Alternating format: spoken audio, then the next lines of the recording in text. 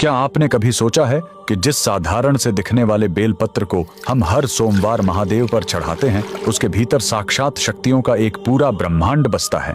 आखिर एक बेल के पत्तों में ऐसा क्या है कि उसे चढ़ाते ही महादेव का रौद्र रूप शांत हो जाता है? स्कंद पुराण में छिपा है वो रहस्य जो बताता है कि बेलपत्र कोई साधारण वनस्पति नहीं, बल्कि माता पार्वती के पसीने की बूंदों से जन्मा एक दिव्य कवच है। वीडियो के अंत तक बने रहना, क्योंकि आखिरी हिस्सा आपको बताएगा कि बेलपत्र के 3 पत्ते असल में किन 3 महाशक्तियों का प्रतीक हैं। इस अलौकिक गाथा का आरंभ होता है मंदराचल पर्वत से, जहां माता पार्वती कठिन तपस्या में लीन थीं। तप की अग्नि इतनी प्रचंड थी कि उनके मस्तक से पसीने की कुछ बूंदें धरती की कोख में जा गिरी। उन्हीं दिव्य बूंदों के अंश से एक अद्भुत वृक्ष उत्पन्न हुआ, जिसे स्वयं माता पार्वती ने बिल्व वृक्ष का नाम दिया। लेकिन रुकिए, इस वृक्ष की असल शक्ति इसके बाहरी रूप में नहीं, बल्कि इसके कण कण में बसे देवत्व में है। स्कंद पुराण के अनुसार बेल वृक्ष की जड़ों में स्वयं माता गिरिजा और राधा रानी का वास है। इसके तने में देवी महेश्वरी निवास करती हैं, तो इसकी शाखाओं में दक्षायणी की शक्ति बहती है। यहाँ तक कि इसके पत्तों में माता पार्वती और इसके फलों में साक्षात देवी कात्यायनी विराजती हैं।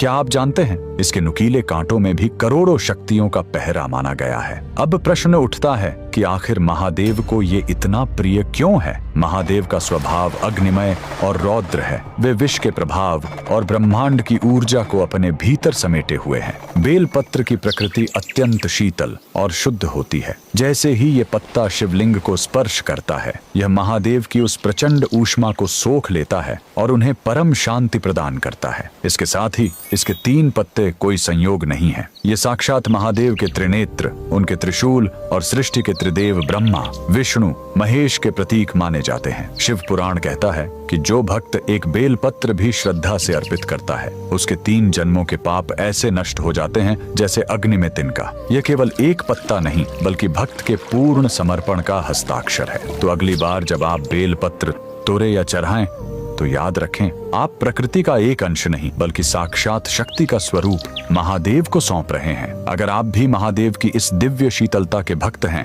तो कमेंट्स में हर हर महादेव जरूर लिखें।